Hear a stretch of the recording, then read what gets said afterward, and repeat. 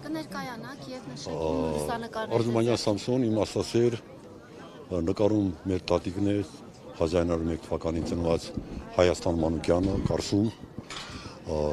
նա ականատես է եղել մեծ եղերնին, այդ ոչռագործություններին, թաքնվել էր դիակների տակ, զոհվածների տակ, բայց քանի որ թուրքենիչաները իրենց թրերով, խանչալերով ստուգում են մահացա թե ոչ, նա ձևացնելով, որ զոհված է, ամբողջ մարմինը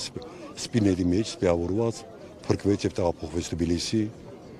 ամուսնու հետ Դավիթ Խաչատրյանի հետ 7 երեխաներ դասիրակեցին, հասցրեցին իրենց նպատակին, տխուր կյանք էր նրա կյանքը, բայց երբ դարձրել մեկ ազգ, մեկ լեզու, մեկ կրոն երմիասնությունը, ինչպես Սևակն ասում,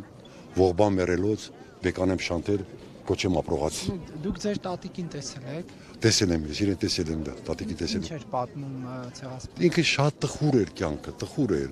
Ինքը պատմում էր, որ պետք է չարի վերջի միշտ էլ պետք է գա, հայրաները դասիրակել եւ կարողանում է այն կենթանի մնացածներից մեկն է, ապրողներից մեկն է, որ կա հնարավորություն ունի հիշելու դա, ներկայացնելու դա, որ պետք է դա միշտ եղերնը միշտ պետք է ամբողջ աշխարհում պետք է ընդունվի։ Դուք գիտեք, որ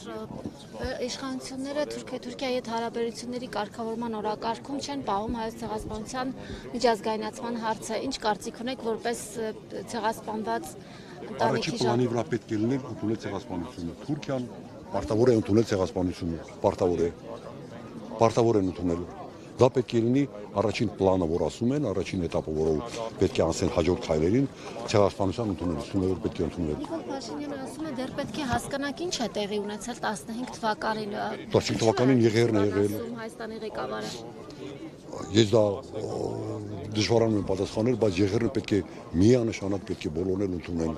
Այն որ նրանք ես հիշեցի ակամայից Հայնրիխ Հայնեին, ասում այնտեղ որտեղ գրքեր են այրում, այնտեղ նաև մարդկանց կայր են։ Մինչ այդ նրանք հայկական մշակույթը վերացնում են հայկական մշակույթը, հայկական գրքերը, ճարտարապետական շինությունները եւ դրան ուղեկցեց ըստ այդ Հայնրիխ Հայնեի տրամաբանությամբ ցեղասպանությունը։ Կներեք,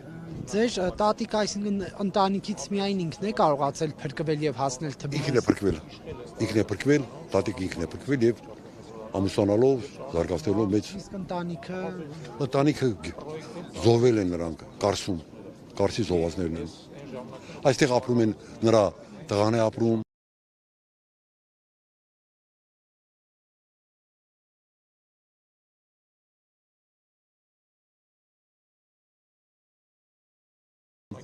Մինաս Դավիթի Խաչատրյանը իր երեխաներով, նրա